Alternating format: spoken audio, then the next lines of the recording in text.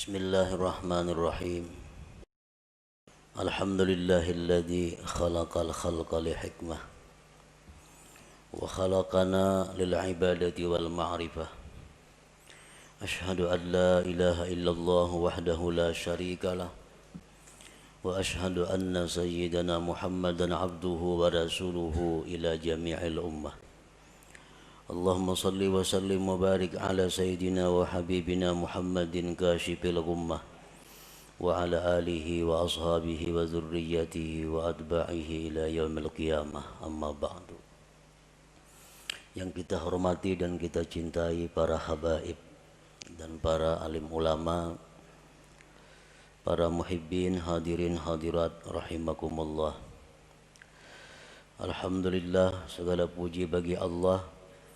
Kita haturkan syukur kita kehadirat Allah Subhanahu wa ta'ala yang telah mengumpulkan kita dalam zikrullah dan kalimah thayyibah lainnya.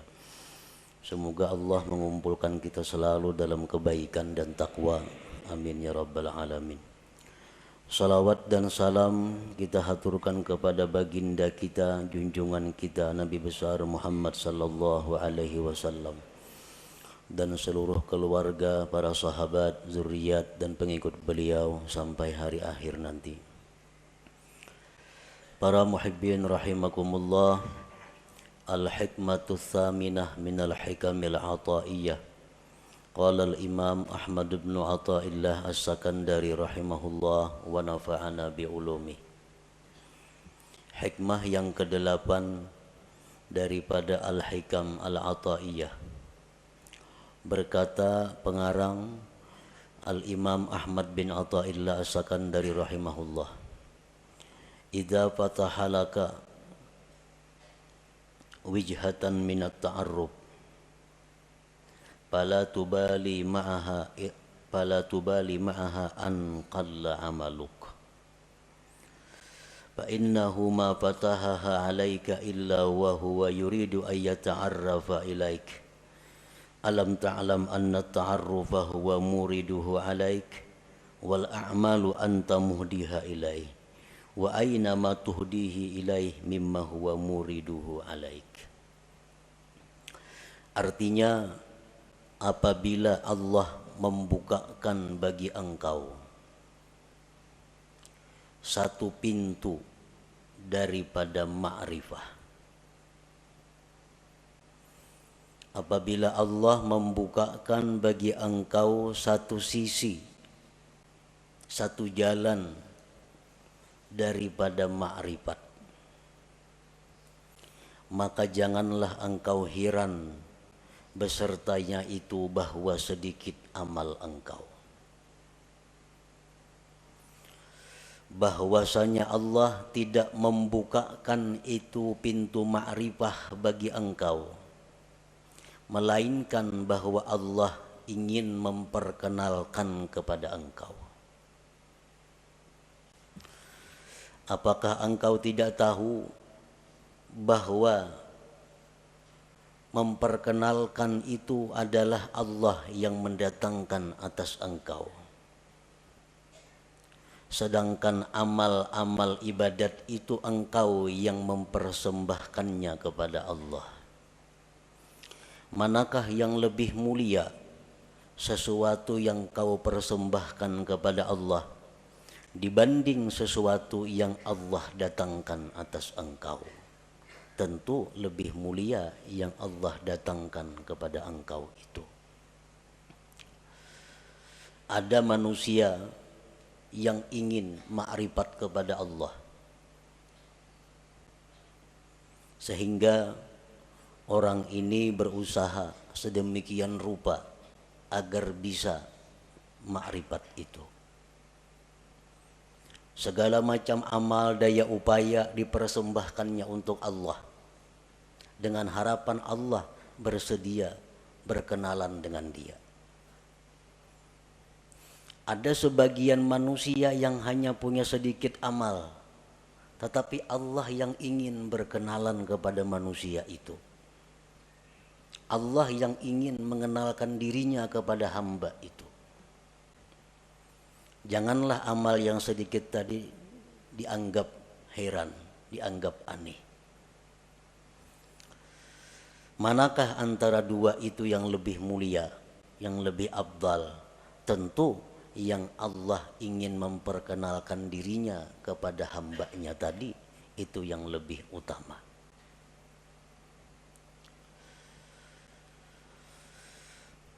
Tanqasimul ma'rifatu ila qismain ma'rifatin ammah wa ma'rifatin khassah. Fal ma'rifatul ammah bi an ta'lama wa tuqirra anna Allah ta'ala wahidun qadirun muridun alimun hayyun sami'un basirun mutakallim ila akhirih. Ma'rifat itu ada terbagi dua. Satu, ma'rifat yang umum. Yang kedua, ma'rifat yang khusus.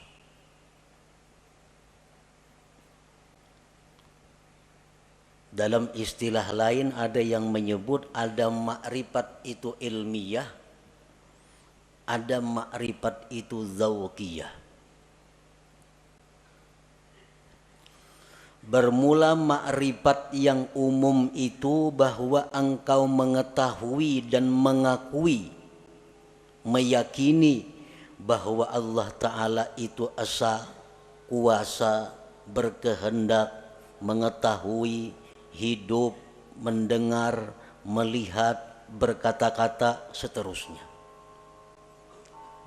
Nah, ini dinamakan adalah ma'rifat ammah, ma'rifat yang umum. Kita tahu, kita mengetahui, meyakini, mengakui bahwa Allah esa.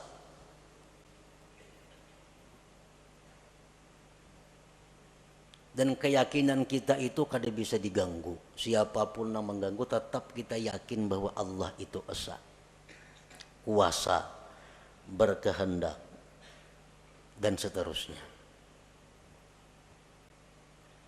Nah, ini disebut ma'rifat umum. Wa tahsulu hadhil ma'rifah bitta'allum wa tafakkur wal istidlal, dan ma'rifat umum ini didapat dengan belajar, tafakkur, dan mencari dalil. Inilah ma'rifat yang dimaksud dengan awwaluddin ma'rifatullah. Awal agama itu adalah ma'rifat kepada Allah. Nah, ma'rifat umum ini maksudnya. Dan setiap orang yang beriman mempunyai ma'rifat umum ini. Setiap orang yang beriman mengetahui, meyakini bahwa Allah bersifat dengan sifat kesempurnaan, kebesaran, dan keelokan. Maha suci Allah bersifat kekurangan, aib, dan celah. Itu sudah setiap orang beriman. Mereka sudah punya ma'rifat yang umum ini. Wal ma'rifatul khassah, nah ma'rifat khusus. Ma'rifat khusus inilah yang dikatakan oleh para ulama sufi. Inna fid dunya jannatan man dakhalaha lam yashtaq ila jannatil akhirah ala wahiyya ma'rifatullahi ta'ala. Di dalam dunia ini ada surga. Di dalam dunia ini ada surga. Siapa yang masuk ke dalam surga itu, dia tidak ingin lagi kepada surga akhirat. Surga apakah yang ada di dunia itu? Ialah ma'rifatullah, ma'rifat kepada Allah. Nah, ini ma'rifat khassah, ma'rifat dzauqiyah ngarannya, bukan ma'rifat ammah tadi. Apa yang dikatakan oleh Al-Habib Al-Qutub Abu Bakar Al-Adani Al-Idrus, man arafallah safalahul aish wa tabat lahul hayat. Barang siapa yang ma'rifat kepada Allah, maka hidupnya dipenuhi dengan kebahagiaan dan kesenangan. Nah, ini ma'rifat yang khassah ini maksudnya. Ma'rifatullah yang khusus ini.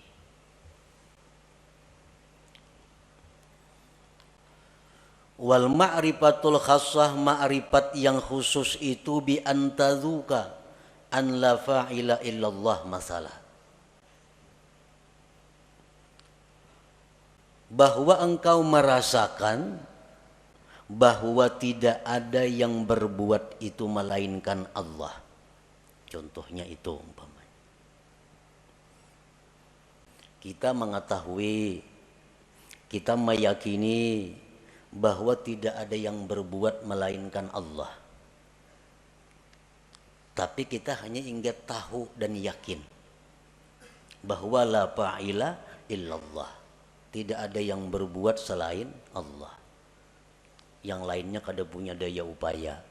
Itu kita tahu dan mengakui itu. Tapi kita belum merasai. Belum merasa. Ma'rifat khassah ini adalah orang yang sudah merasa. Orang yang sudah merasa bahwa tidak ada yang berbuat itu selain Allah.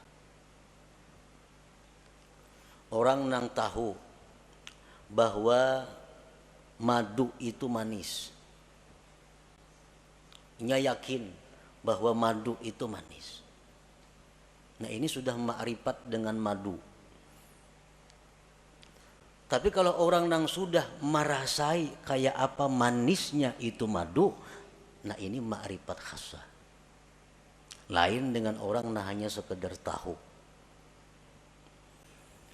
Mendengar berita bahwa di Mekah itu begini, begitu bagusnya, begitu indahnya, dengan bermacam-macam dalil, bermacam-macam kabar nang mutawatir bahwa Mekah itu ramai dan indah, sehingga kita yakin bahwa di Mekah itu ramai, Mekah itu luar biasa. Nah, kita sudah meyakini. Tapi andai kita ke sana langsung berangkat ke Makkah, sampai di sana melihat seorang bagaimana Makkah itu, lain rasanya lawan nang hanya sekedar tahu. Nah, itu jualah orang yang ma'rifat kepada Allah ini. Orang nang hanya tahu, hanya ma'rifat bahwa tidak ada yang berbuat hanya Allah, tapi belum merasa, lain dengan orang yang sudah merasa. Kayak apa rasanya? Rasanya nang tidak ada berbuat selain Allah itu. Bi antazuka an la fa'ila illallah masalan. Dengan bahwa merasa engkau bahwa tidak ada yang berbuat itu kecuali Allah. Nah, kalau sudah kita merasa demikian, fala tajidu fi qalbika dhiqatan wa tawbihan fi ma kana wa ma yakunu wa ma sayakun, maka tidak kau dapati di hati engkau kesempitan, mencela pada yang telah terjadi, yang sedang terjadi, dan yang akan terjadi. Orang tuh kalau sudah merasai kayak apa rasanya, keyakinan bahwa tidak ada yang berbuat hanya Allah, merasai sudah itunya, maka hati orang ini kada sempit lagi. Hati orang ini kada ada lagi mencela terhadap apa yang dihadapinya, baik nang dahulu, baik sekarang, baik yang akan datang. Karena ini sudah merasai bagaimana tidak ada yang berbuat kecuali Allah itu. Seperti apa yang disampaikan oleh khadam Rasulullah sallallahu alaihi wasallam, Sayyidina Anas bin Malik. Ujar Anas bin Malik, aku 10 tahun jadi pembantu Rasulullah sallallahu alaihi wasallam. Tidak pernah Rasulullah itu mencela aku. Tidak pernah Rasul itu berkata, kenapa ikam kadaka ini? Padahal ka itu nang baik. Kada pernah. Ini menunjukkan bahwa Rasulullah Shallallahu Alaihi Wasallam itu merasakan sudah bagaimana yang dimaksud dengan la ilaha illallah itu. Nah, inilah ma'rifat khassah.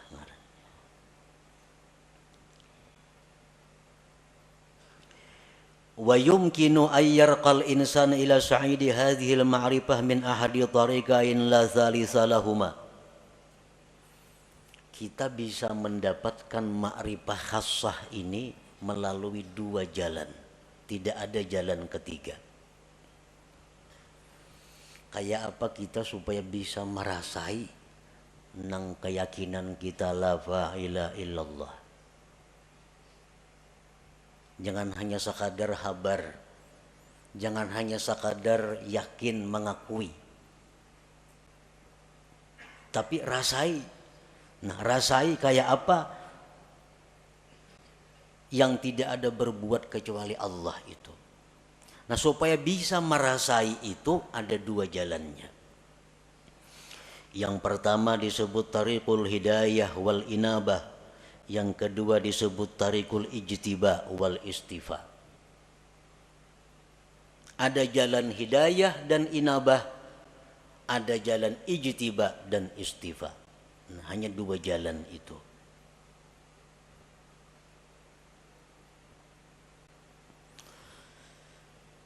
Fatariqul hidayah wal inabah tariqun tawilun syaq. Bermula jalan yang pertama, hidayah dan inabah. Itu jalan yang panjang lagi sulit. Panjang lagi sulit. Arti panjang tuh mungkin 10, 20, 30 tahun kita menjalani hanya terasai. Kayak apa nang maksudnya la ilaha illallah. Sulit artinya banyak rintangan nang kita lalui, nang seringkali membuat kita kembali ke tempat pertama bermula. Min ta'allumil ilmi alladhi yuaddi bihi al-ibadata wa ya'rifu bihi sifatin nafsil batinah wa yuqaddimu qabla al-jami' ma'rifata aqidati ahli sunnah wal jamaah wa taubatin nasuh wa tahsinin niyyah wa tasihit taqwa wal wara'i wal zuhdi wa kasratil azkar wal aurat wa ghairi dhalik wa kulluhu yuhdihal abdu ilallahi ta'ala. Belajar dahulu ilmu, nang dengan ilmu itu kita bisa beribadah, bisa sembahyang, berwudu sebagainya. Belajar ilmu mengenali sifat-sifat diri yang batin. Apa sifat nang terpuji di batin kita, apa nang tercela. Berakidah ahli sunnah wal jamaah, taubat nasuha, niat yang bagus, takwa yang benar, wara, zuhud, banyak berzikir, banyak berwirid dan selainnya. Itu pekerjaan sehari-hari. Ada yang 10.000 zikirnya sehari. Dan mungkin ada yang berpuluh-puluh tahun hanya diberikan Allah rasa bagaimana itu ma'rifatullah tadi.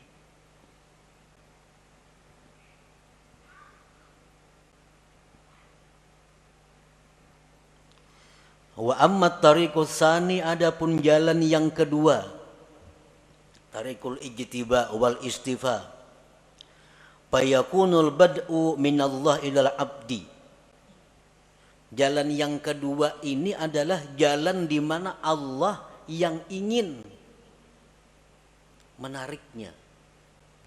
Jalan pertama tadi si hamba nang bakahandak. Kisahnya si hamba nang hendak ma'rifat alunya beribadah, beramal, berguru. Nah, nang kedua ini adalah Allah yang ingin menariknya.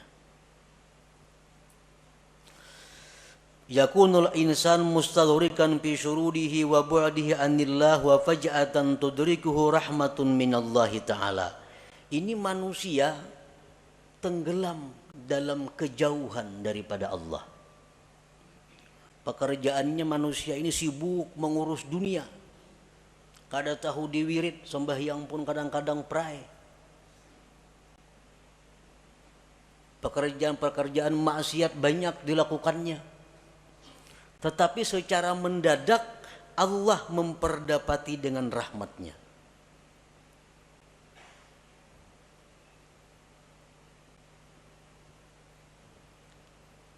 Begitu Allah memberikan rahmat kepada orang ini, maka orang ini langsung dirasakan Allah bagaimana rasanya ma'rifat kepada Allah itu.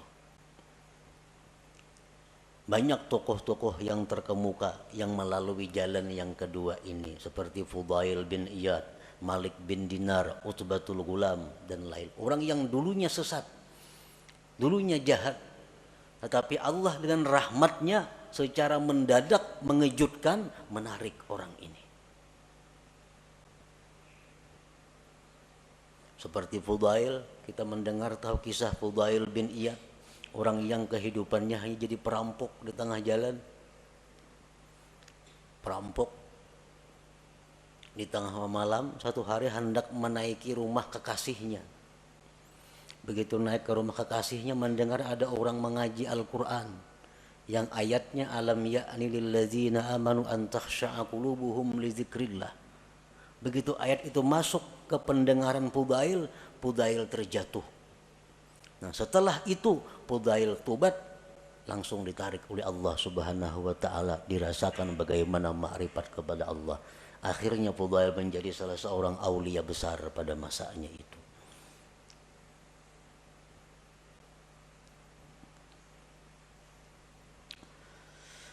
Allah menarik orang ini lisababin minal asbab allati qad la ya'lamuha illallah.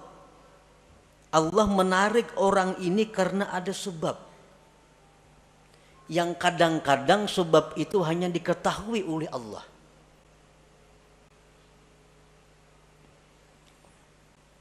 Kenapa orang ini maka ditarik oleh Allah? Dalam waktu detik dirasakan makrifat kepada Allah. Sedangkan yang satunya berpuluh-puluh tahun berzikir kepada Allah belum dapat rasa makrifat itu. Nah, jalan yang kedua ini disebut tarikul ijtiba wal istifa. Nah, para muhibbin rahimakumullah, ada beberapa sebab yang dengan sebab itu ada kemungkinan, ada harapan satu saat ditarik oleh Allah manusia ini, walaupun dia dalam keadaan bergelimang dengan dosa. Pertama, dengan sebab ilmu. Orang ini pada dahulu mengaji sekolah pesantren, ke majelis taklim, bertahun-tahun udah mengaji demikian, pesantren tamat sekolah, timbul ke kampung bulik buntat, nah, minum arak, berjudi, berzina, pekerjaan. Nah, tamatan pesantren nih. Nah, orang seperti ini pada akhirnya satu saat ada kemungkinan ditarik oleh Allah dengan cara seperti tadi, berkat ilmu yang dia pelajari selama sekian tahun dahulu kala itu. Nah, bisa kena orang ini jatuh sakit, nah, sadar, insaf, dirasakan oleh Allah bagaimana orang yang makrifat kepada Allah itu. Nah, sebab ilmu. Jadi menuntut ilmu ini kada ada ruginya, tak amalakan kah, kada kah. Pokoknya bila ilmu tuh ada keuntungan. Ada keuntungan. Yang kedua, as-sakha, pemurah. Pemurah. Orang ini macam-macam maksiat dilakukannya, tapi pemurah. Pemurah. Pemurah itu dalam arti agama lain dengan arti adat. Ini pemurah dalam arti agama. Artinya orang yang menyumbangkan kekayaannya di jalan yang benar. Ada orang sakit dibantunya, ada orang kesusahan dijulunginya duit, ada orang saleh diberinya duit, ada orang ini dikasihnya duit. Pemurah. Padahal kelakuannya sembahyang tapi sembahyang orangnya. Berjudi mau, minum arak mau. Nah, orang ini satu saat nantinya ada harapan kada pasti juga, ada harapan bisa ditarik oleh Allah. Nah, bisa ditarik dengan pemurahnya itu.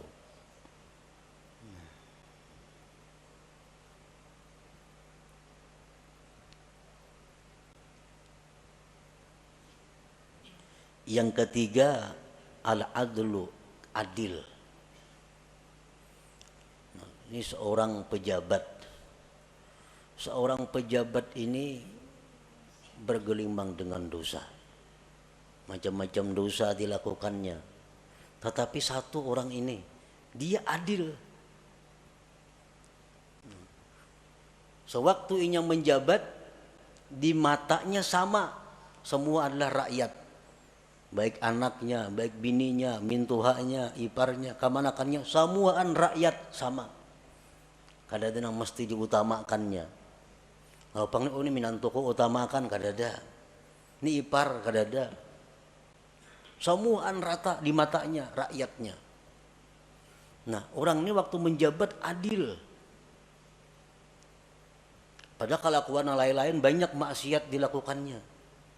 Nah, berkat inya adil sewaktu menjabat itu, orang ini ada harapan suatu saat akan ditarik oleh Allah, dirasakan bagainya kepadanya ma'rifatullah itu.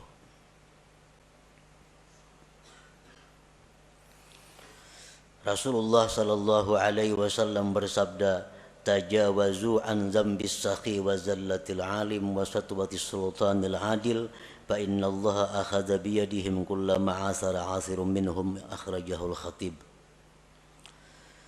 Ujar Nabi kita, maafkanlah kesalahan orang-orang alim, orang-orang pemurah, raja-raja, penguasa-penguasa yang adil itu.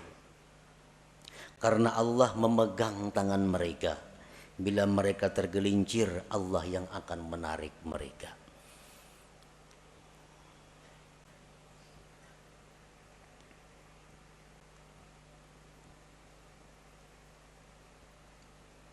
Yang keempat, suhbatus salihin. Orang ini bersahabat dengan orang-orang saleh, dekat dengan orang saleh. Padahal kelakuannya bila cerita pisah orang saleh macam-macam, tapi nya dekat dengan orang saleh. Ada orang saleh di sana, kenal, dekat lawan inya. Ada orang saleh di ujung sana, kenal, dekat lawan inya. Pokoknya di mana orang-orang saleh dicarinya, didekatinya. Padahal kelakuannya orang nih macam-macam maksiat diperbuatnya. Tapi kalau urusan orang saleh, wahnya paling dekat sudah. Nah, orang ini satu saat nanti bisa ditarik oleh Allah untuk merasakan bagaimana ma'rifatullah itu. Rasulullah SAW bersabda, almar'u ala dini khalilih. Seseorang itu atas agama orang yang dikasihinya. Waqad qil, dikatakan orang, man sahibal akhyar ja'alahullah minal akhyar wa in kana minal asrar. Orang yang dekat dengan orang baik itu akan dijadikan Allah dia orang baik sekalipun dulunya orang yang jahat.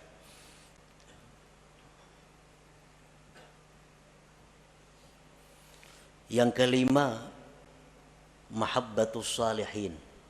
Cinta kepada orang-orang saleh atau dicintai oleh orang saleh.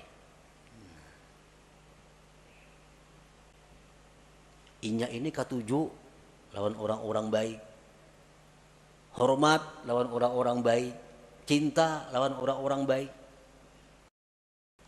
Atau orang ini kada tahu manahu, cuma orang-orang saleh katuju lawan inya. Nah, orang-orang ahli zikir katuju lawan inya. Orang-orang ahli salawat katuju lawan inyan itu, dikatujui oleh orang-orang baik. Nah, maka orang itu ada harapan nantinya akan ditarik oleh Allah Subhanahu wa ta'ala. Selanjutnya lagi, kasratus salah ala Nabi sallallahu alaihi wasallam. Banyak bersalawat lawan Nabi. Orang ini pemabuk, penzina, penjudi, tapi dalail seminggu sehatam.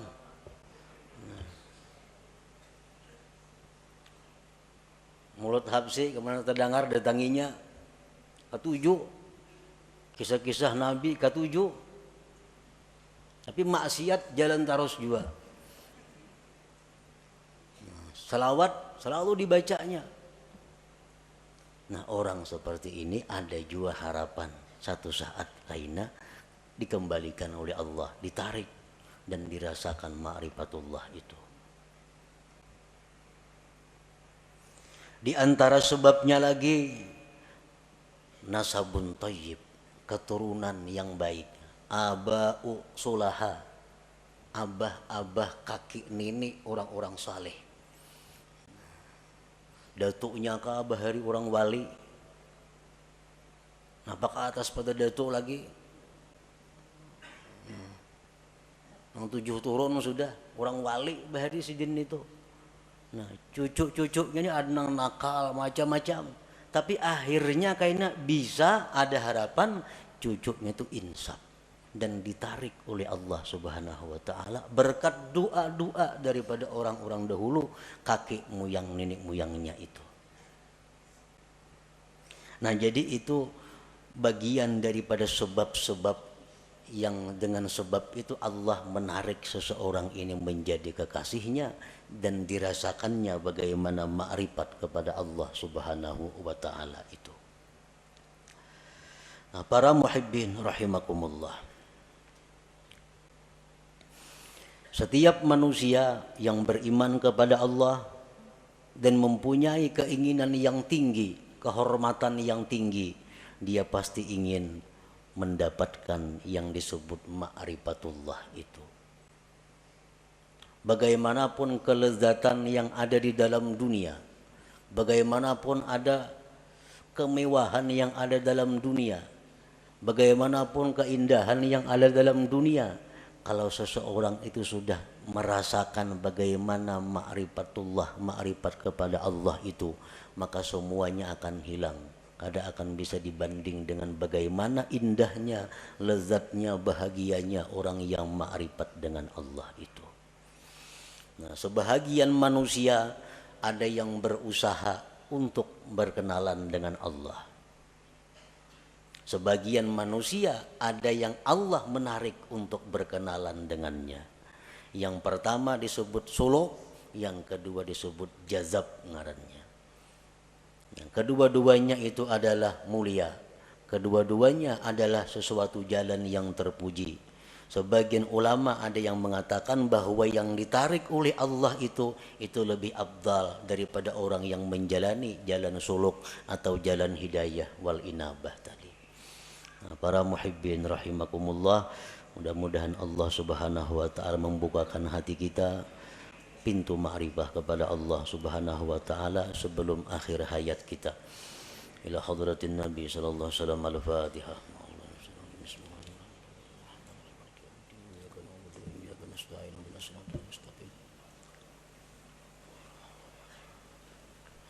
Ya Allah biha, ya Allah biha, ya Allah bi husnil khatimah. Ya Allah biha, ya Allah biha, ya Allah bi husnil khatimah. Ya Allah biha, ya Allah biha, ya Allah bi husnil khatimah.